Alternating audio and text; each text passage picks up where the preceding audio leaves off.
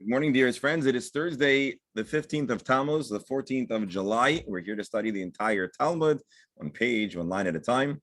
We're studying now Masechah Shabbos, the 17th chapter, Parakol HaKelim. We are on Kuf Chaf Aleph Amud Aleph, 126a. We are in the tail end of the 17th chapter, which is not that long to begin with. And we're talking about Muksa. We went from talking about broken vessels, if you may recall, at the beginning of our parak, and now today, this last Mishnah, our discussion took us to a thing that is inherently muksa when it was attached or accompanies a keli when it becomes considered part of the keli. So last Mishnah was shivrei kelim, broken kelim, and now we're talking about something that is attached partially or fully. So we talked about the rock in the water pitcher. Hold on, is my internet down or is your internet down? Dr. Stamler, is the sound is good? Yes, fine. Okay, good.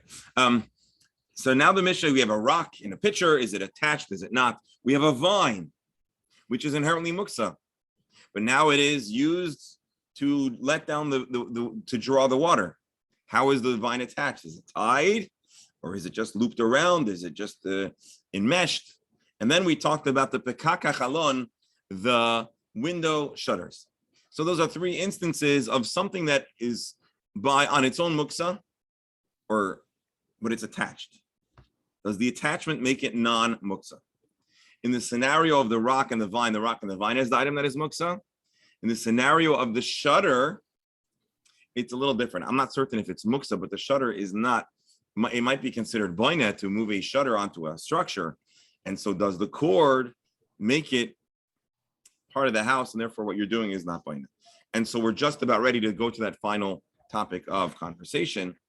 And again, for those that are watching the recording later on, we had a little bit of a pre-recording conversation where we parsed the three shitot yesterday, the three opinions about how to make a raw stone not muksa.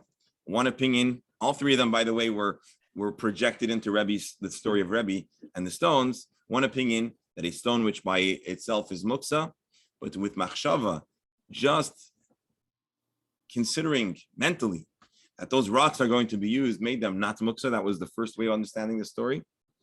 Second and third way of understanding the story, both agreed that machshava alone does not turn it into a non-muksa item.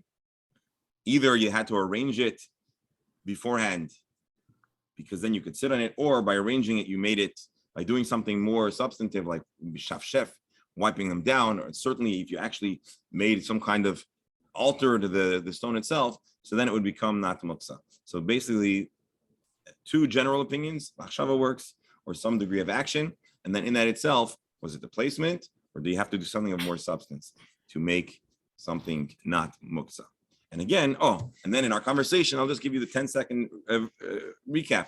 Reb Beryl said, I don't understand how machshava alone works. Since when does thought change reality? If I need to send a cup of sugar to the neighbor, machshava doesn't get the neighbor the cup of sugar. He wants to you need to pay an invoice to Dr. Hammer for the session.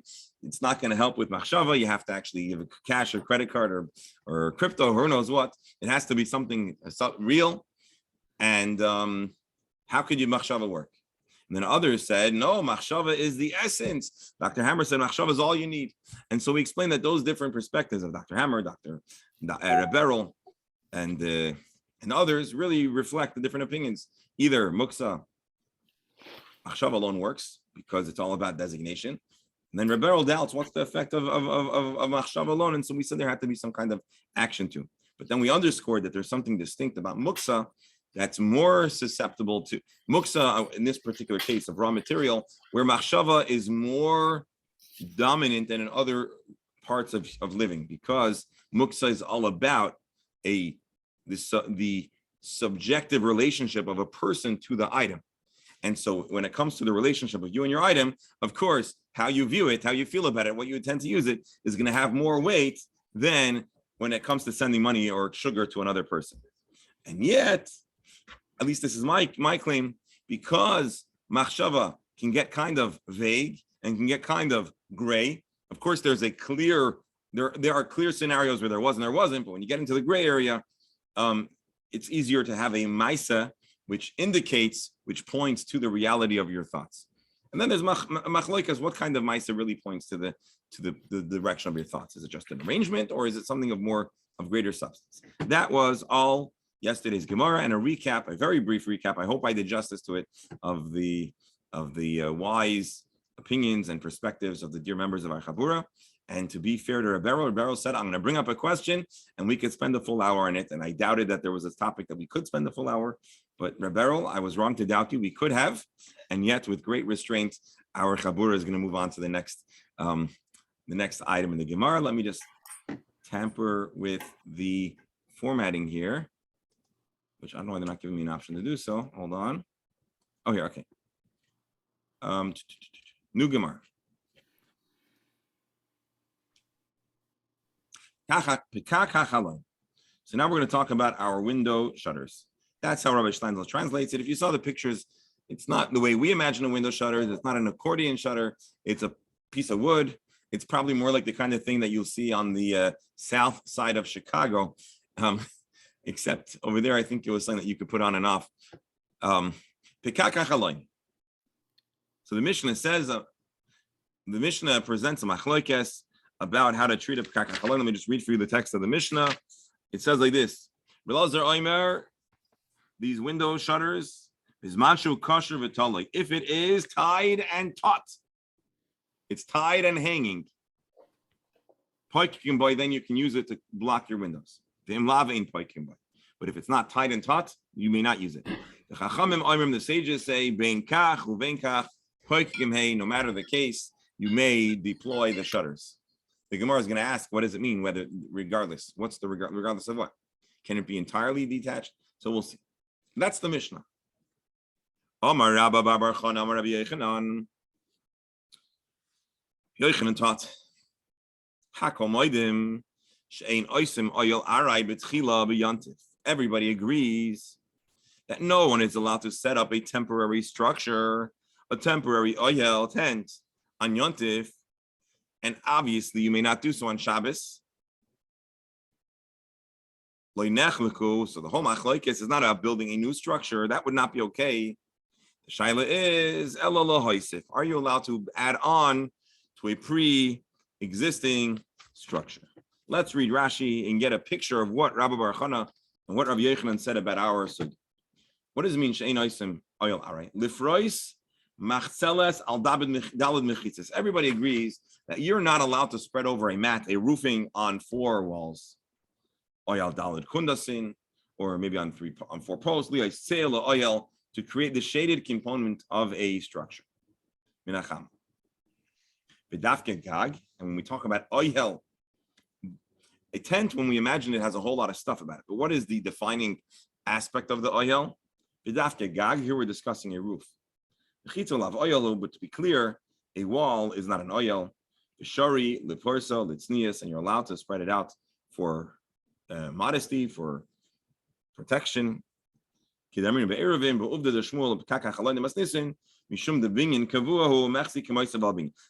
points out right away, why are we talking about a temporary structure, a permanent structure? Because obviously that discussion is going to weigh in or influence our discussion about these window shutters. Are they considered a structure, adding to a structure? Do they have the appearance of a structure? So Rashi seems to be setting the stage to point out that our question here is that when you add the pekak, does it have an appearance of adding, building, or is it already a part of it? So here, you're not allowed to build one like put on the roof, but you're allowed lahaisif. The instance would be that you have the mat, you have the roofing, you have the mat that's on top of the walls, ukrucha, but it's a little bit rolled up. V'nishar bo avir, there is some space. So let's imagine our sukkahs today with the schach mats. I don't know if in the Gemara's time they use those schach mats, but let's imagine how that looks, where it's partially spread out over the roofing, but there's a little area that has a gap. And tomorrow you stretch it out, you flatten out. The That would be just like a shutter, which is not building a structure, it's only adding to a structure. And so just to point out over here, we have a Mishnah where we argue about putting a shutter on it. So he points out no one here is saying that you're allowed to actually build a new structure. Machlekes here is, are you allowed to be moisif? Are you allowed to add? Should Rabbi Elazar says, Ein moisifim b'yontif, ve'in sarach lemer b'Shabbos. You're not allowed to add to a structure on Shabbos. And so unless your shutter is already affixed to the building, when you pop it into the window, you are being moisif. You're adding to a structure on Shabbos and Yontif. The Chachamim say, hold on a second. The prohibition is to build a new structure, but you're allowed to be moisif. On Shabbos and Yontif, you are allowed to add to the structure. So this is a short and sweet explanation about why Rabbi Elazar and the Chachamim argue, and the Gemara makes the case that has to do with adding to a pre-existing structure. The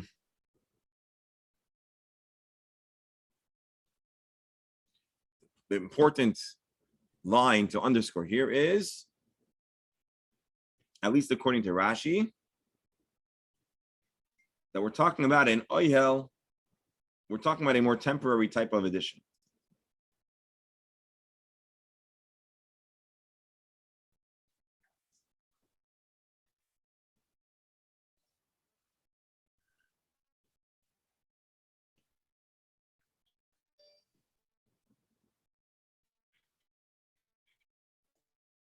So Rashi makes it clear that the real building is only on the roof, and Tosfos says it's a whole lot more.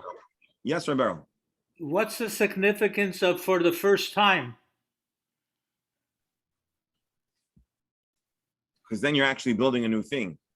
Adding is not considered a new structure. It's just, there's a very big difference between building a building, building a roof, and just stretching it out, adding a little something. And so that's the machlokes here. Is the little addition considered a substantive kind of construction that's prohibited, or not? But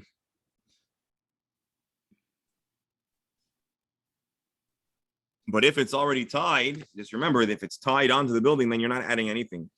It's like you're allowed to move a door, you're allowed to open and close the door, you're allowed to open and close a window that's in a track. Well, then you should be allowed to move around an attached window shade.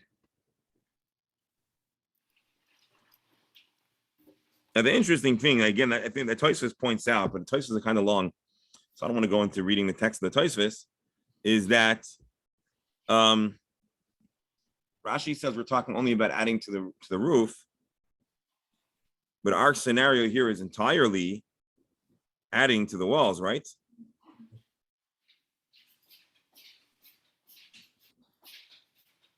So Tosfos makes the point that likely our Gemara is describing a kind of shutter that's actually on the roof, a sunlight, what do you call it? What do you call it? Is it a sun? What am I talking about? A window on the roof. Sunlight. What do we call it? A sunlight. Skylight. A skylight. Sunlight. Yeah, skylight. But Rashi doesn't seem to be saying that, but based on Rashi's intro, we were kind of compelled to imagine that that's what he's talking about. Now, before we continue, let's do what we like to do here. Let's take a fast peek into Rashi. Laws of the prohibition of building a tent on Shabbos. Also, lasses oil b'Shabbos v'yontif. You're not allowed to put up a tent. Afilu arai, even if it is temporary. V'dafke gag, but that really is talking about the roofing. Mechitza is mutter. Make walls, it's permissible. Ein mechitza asura.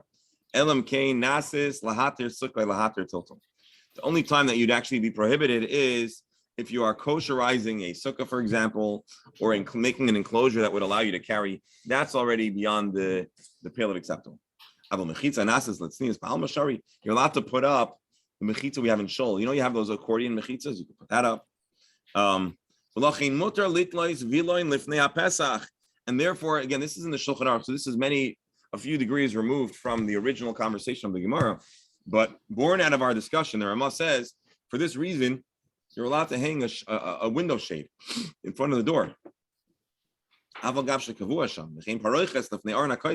You're allowed to install or attach a paroiches. So long as you're not making any roofing, so long as it's only drapery. In so general, you can make a mechitza, etc. So, anyways, the point here the Shulchan Aruch is making is that the bottom line is that you can make an oil arai, and he underscores halachically the opinion of Rashi, the perspective of Rashi, and highlighted by Tosfos that we're talking the main prohibition is the roof. Let's see if the Rambam agrees really fast. If you make a permanent tent, you're chayiv. For that reason, you even shouldn't make a temporary tent, because then you're drawing out of you're getting too close for comfort. But like soister oil arai, you're not even allowed to take down a temporary tent. But the Rambam understands that this is a gezeira shamayasa yisrael kavua. But it's all from the force of the biblical prohibition of a permanent structure. Also, but you're allowed to add to a temporary oil, which is the subject of our discussion. For example, imagine a chuppah. It's posts with a talus on it. Shabbos, it was there, but it wasn't fully unwrapped. You're allowed to spread it out. So the Rambam, in a way, sounds even more permissive or comfortable expanding on the teaching of our Gemara that you're allowed to spread out a oil. You're allowed to be moisif to an oil arai. You're just not allowed to build it lechatchila. But that's the machlokes of Rabbi Lazar and the Chachamim. Lazar says you're not allowed to be moisif. The Chacham say you can be moisif. Everyone agrees that if the shutter is already attached, then that is considered acceptable. Let's see the next part of the Gemara. The Chachamim, the Mishnah says, you're certainly absolutely allowed to use a shutter. What does that mean? That's going to be the Gemara's question. What is included? What should I infer from this phrase, benkach u benkach? Rabbi Lazar says it has to be attached and taught. What are the Chachamim? How expansive is the Chachamim's heter? Amar Rabbi Abba, Amar Rav Kana. So Rav Abba quoted Rav Kana explaining, bein kosher, bein she'ein kosher, whether it is tied, whether it is attached to the building or not, so long as it is actually on standby. Let's read Rashi, bein kosher. It doesn't even need to be tied. Rav says it needs to be tied, but it can't be loose. It has to be taut, meaning it's really connected to the building. And Rav Kana says, even if it's not tied on, but it has to be muchan mi esma lakach. It has to be designated prior to Shabbos that it's going to be available for use. Meaning, how do you make something muchan? How do you make something muchan for Shabbos?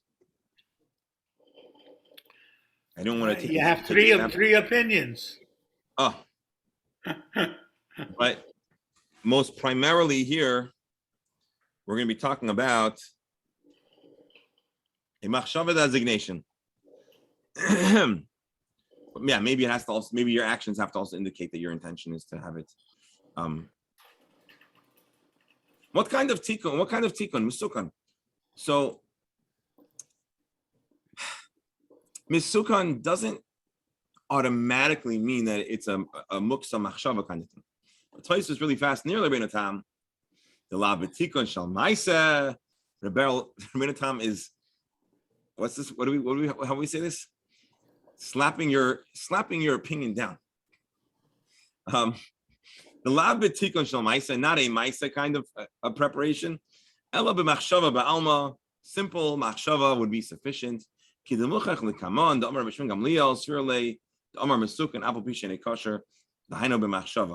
Gemara will point out later, we're going to quote Rabbi Shimon Gamliel, who says we're talking about machshava, mashma, legamri shrei kavasei, legamri v'ichin dafku damer samach sava lekavasei v'chada palga parkla. Basically, long story short, based on the following Gemara that's going to follow, it becomes clear to Tosfos, to us, we'll need Tosfos to tell us this, it becomes clear that we're talking more about a machshava preparation than something else. And so I'm intentionally skipping all of the elaborate scholarship, but we're going to take the punchline, which is we're talking about machshava. But Rebero, you might be feeling bad.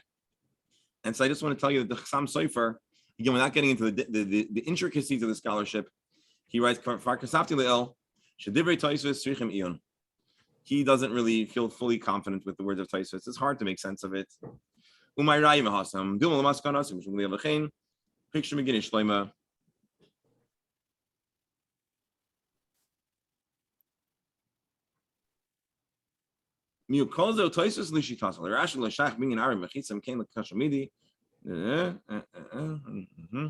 on.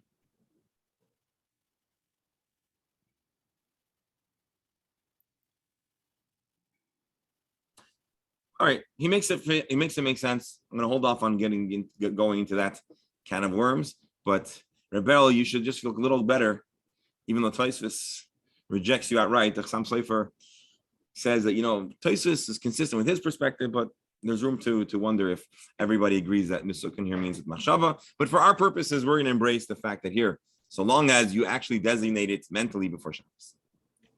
Rabbi, I don't know why it even has to be prepared. I mean, a shutter for a window is a certain size. It's made specifically for that. This is like, for me, a very easy one.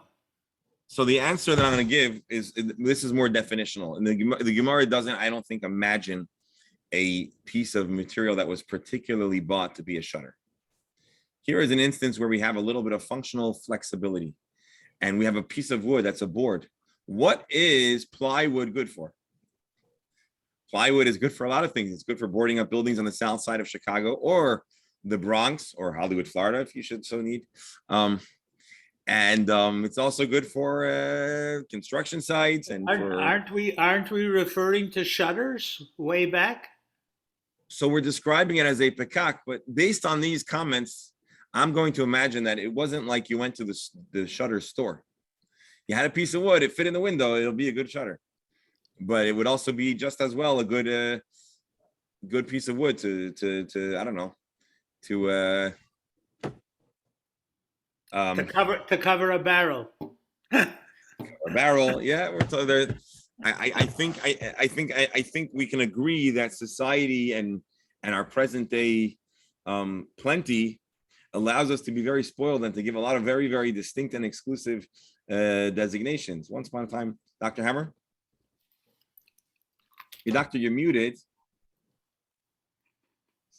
Question about a sukkah and the roof of a sukkah. Yes. Can you cover the roof of a sukkah when you're not using it?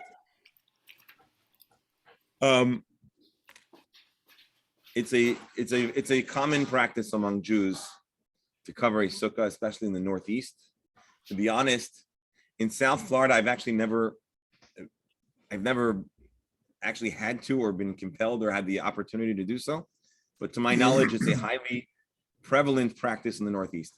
I believe, however, in the Northeast, what you would do is you would have the throw or the cover in position, right, and just alto one side, and then they'd throw it over. And this is actually consistent with exactly the discussion that our Gemara is talking about not building a new oyel, but extending a. That's what I was going to bring that up because 1 year, many something. Hold on 1 second, Doctor. Yeah, because many years ago, maybe Menachem, without mentioning name, one of my neighbors on Pennington Road, who's in the plastic business, came up with, which was a chidush for everybody then, to be able, he sold plastic. He had these rolls of plastic, and you put them on one stick and rolled up and keep them on the side. And then at the end of the night, to just, especially if it's gonna be raining overnight, to do that. And there were all sorts of questions about whether or not it was legitimate, but very shortly, most of the people accepted it and would have dry sukkahs rather than Hammer, do you know the Yiddish name for this device? Ingenuity. I'm sorry? I said ingenuity. No, ingenuity, but I mean this particular sukkah cover. I think there's a Yiddish word for the sukkah cover, no? Anyone have it? No. But I know people who have awnings that they manually open up an awning over it. Right. In the Northeast, if you're expecting That's snow exactly what I you know- wanted to say. Oh, go ahead, Ellie. Go ahead. That's what a guy that I work with, he has in his front terrace, he has a sukkah, and at night he has an electronic awning that he just goes and manually covers it, the whole thing. Yeah, but the problem with an electric awning When he is finishes with the on Yom Tov you can't use it, and on Shabbos you can't use No, it. I'm sorry, a manual awning, manual. No, a manual. I'm sorry, manual. Yep. So yeah, that's actually the perfect application of the Shulchan Aruch that we read that was connected to this Gemara. Right. Omar laid Rav Yirmiyah. So hold on, I'm sorry. So Rav Kahana clarified that when the Chachamim say ben kach or ben kach, what they meant to say is it's entirely detached, it's sitting on the side. But if the weather reaches X degrees, or if the wild group of gazelle break back into town and I need to close up my window, I'm going to use this as my pekak, as my window shutters. Really, Rav Yirmiyah pushes back. He challenges Rabbi Abba's interpretation. Maybe the interpretation is as follows. Bein taloi, whether it is hanging, or bein she'ena taloi, whether it is not hanging, u'shekasher, but it needs to be tied. Now, here is where I would like to call up, if I could find it. Hold on. Bear with me a moment. Where's my recent downloads here? Downloads. I don't know if we're going to find this. Yeah, it's a little too far back. Maybe this is it. Let's see. Oh. Hold on. No, I think we're already on to the next. All right, this will work for us. Look how they're imagining it over here. This is how they imagine. It's tied, and toloi, it's taut. Here, it's tied, but not toloi, it's not hanging. And here, it is neither tied nor hanging. So Rabbi Yirmiyah asks, why are you so confident that ben kach means that it's sitting down here on the ground, not tied nor hanging? Maybe it means whether it's tied and tight, maybe it's tied but loose. Ben kach, whether like this, whether like this. By the way, if you wanted to have the picture, if you remember the picture on Google, it had an example of the taut and tied and taut, of the Yes, two. Do you remember what words I wrote? I think I put the Hebrew words. Kakachalon, I think it did Hebrew kakachalon. Yeah. Hold on, let me see if I did. Well, let's just do this. We'll be smart. Or not smart, but let's try. Let's see what kind of images Google will help us. A lot of textual images. I can't see that picture, but let's see if. Dub kakachalon, it was definitely there. I just have to now go back in time. You can just write it in. That takes time. Rabbi, All right, can I let's see just now. get something? Can I just get Yes, something go in ahead, here? please. Please, go Regarding ahead. this, Wait, Regarding- you're passing it, you're regarding the passing it, sukkah. you're passing it. No, doctor, while we look for the picture, let him talk and then we'll find the picture. We'll discuss it. Okay, no, you passed it though. Oh, I passed it? Okay, I'm sorry. passed Here, it. Alan, Go- so give me a sec. Yeah, there you go. Wait, you're passing it again. Go down a little bit. Here, on the left. This? Yeah. But that's exactly the picture I put on the screen. Unless maybe you I don't didn't see my anything screen. now. I didn't see Okay. I just hold on. Let me change the. I'm sorry. Give me one second. Let me change my sharing settings. I did not see a picture. Okay. Now I understand what happened. I wasn't sharing my screen. I was sharing my tab. So what I showed was this image. Doctor, is this the image? There it is. Yes, and here you see if Okay, one is I was- tied- So I apologize. I was looking at this and describing it to you, but I realized now I wasn't sharing it. So let's go back again. Here it is tight. It's hanging and tied. Here it's tied but not hanging. And here it's neither hanging nor tied. Now, Beryl, I want to be honest to you. In this portrayal, they were designed specifically as shutters. They're the right size with the right. They were customized. Right. So I want to acknowledge. So now, our Gemara now is analyzing the words of the rabbis. They say ben kach u ben kach, no matter what. But our question now, ignore the words on the bottom. The question is, what does whether like this or whether like that? Are we saying both this and this? Whether it's tight, whether it's loose, is that whether this or that? Or are we saying whether it's tied or whether it's not tied at all? That's right now the essence of our Gemara's question. And we need the next picture, but let's see. Okay. So now I'm back to our Gemara. Can I bring my? Yeah, Can go I ahead, bring Alan. my question? Alan, you're on standby. Go ahead, Alan. Okay, so regarding the sukkah, most people build the sukkah with one against the building, right? One wall is against the building. Today in urban settings, yes. Right, and if there's an overhang, you can't sit under that overhang. Correct. Okay, now if there's an awning which is attached to the building, and it's raining, and you put the awning down, then you've got that same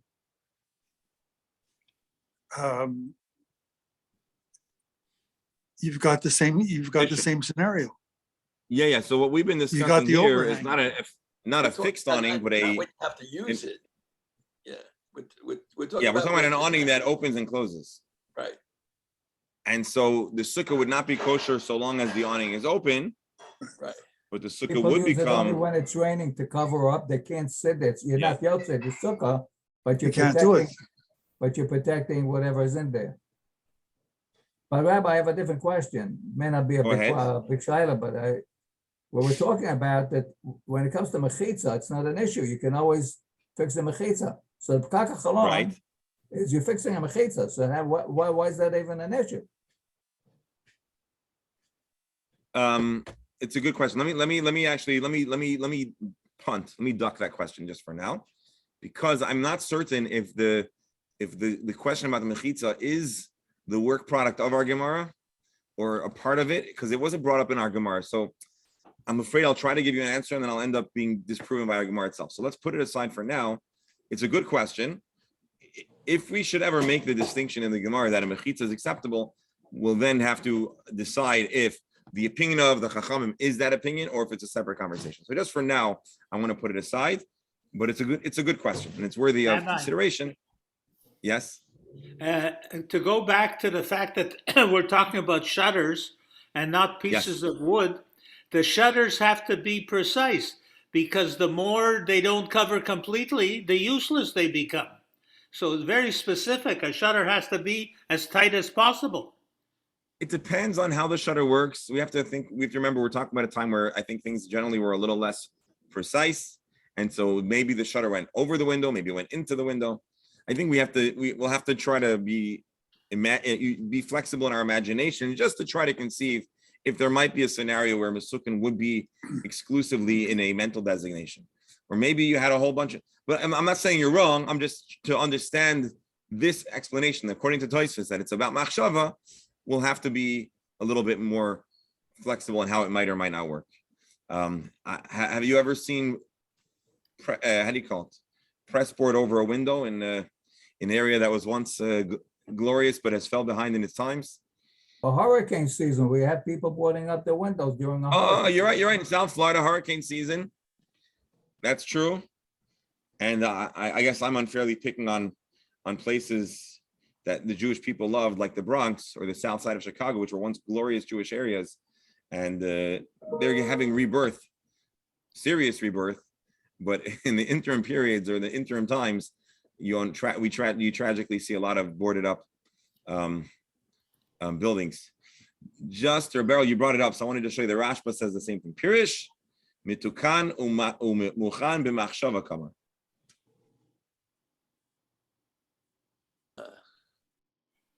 Rabbi. Dr.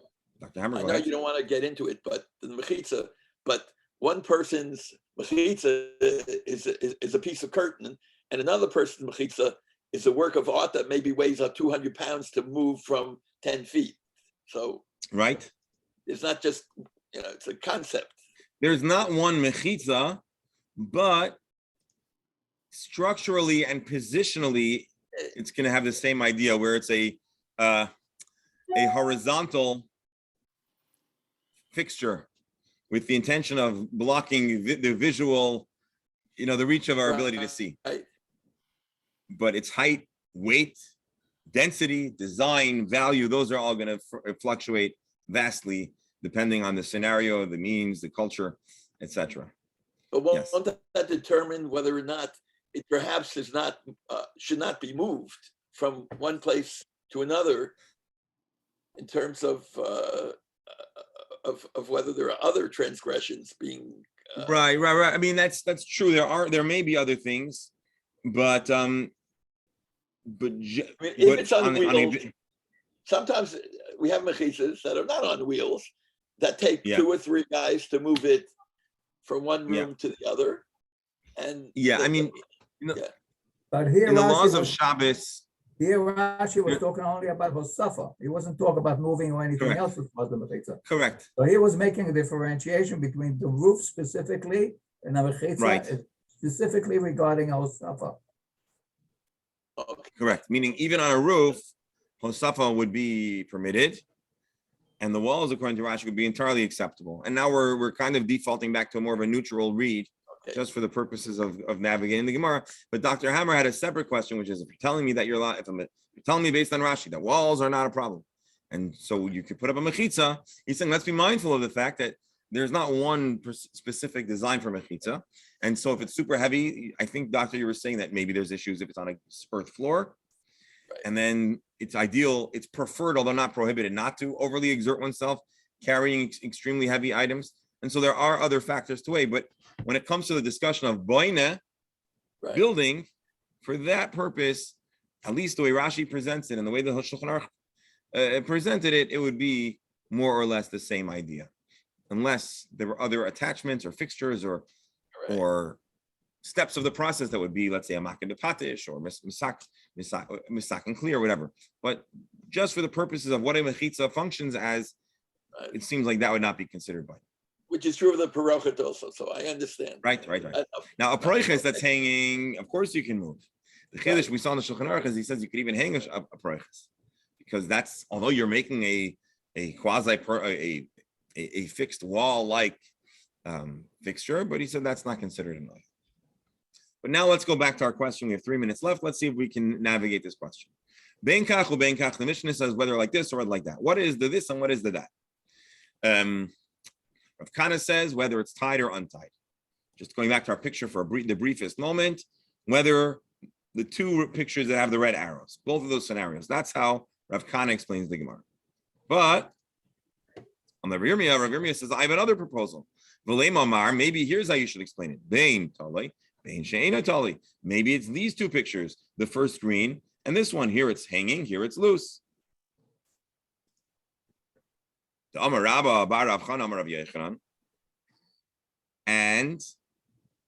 there's a reason to be inclined to read it this way. Let's read Rashi saying, why are you reading it in its most lenient definition?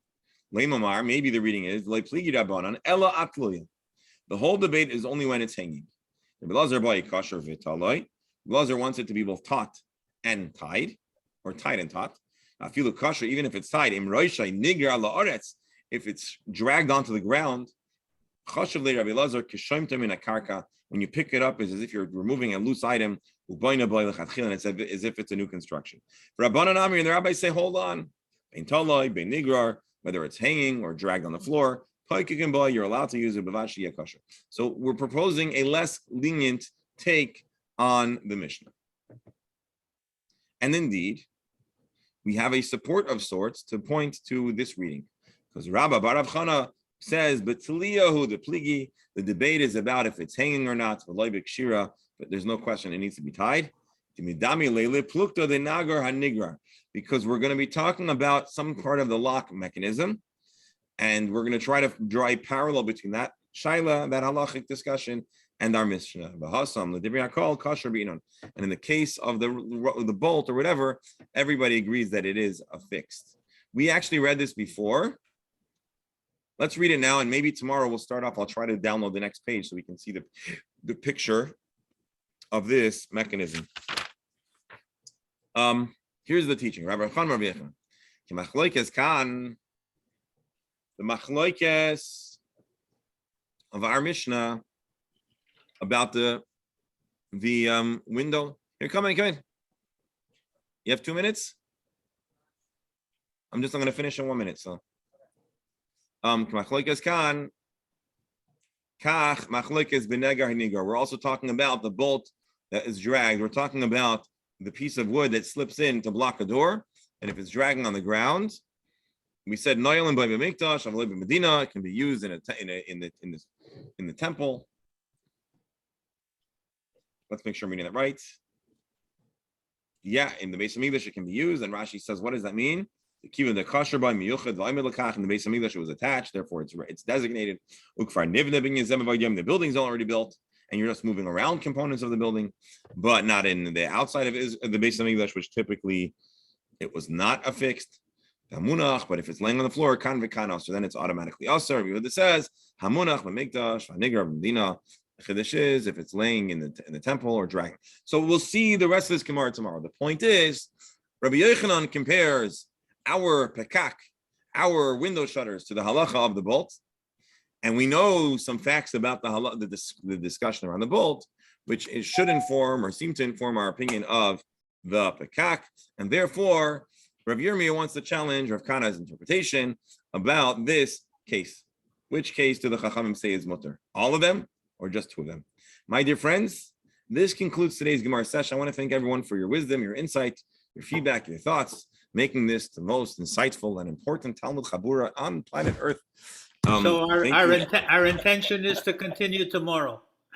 Our intention is to continue tomorrow, Be'ezer Hashem, at 9:30. Ayash Shekayach to everybody. A wonderful day. Sorry for the detour. No. Thank you for the detour.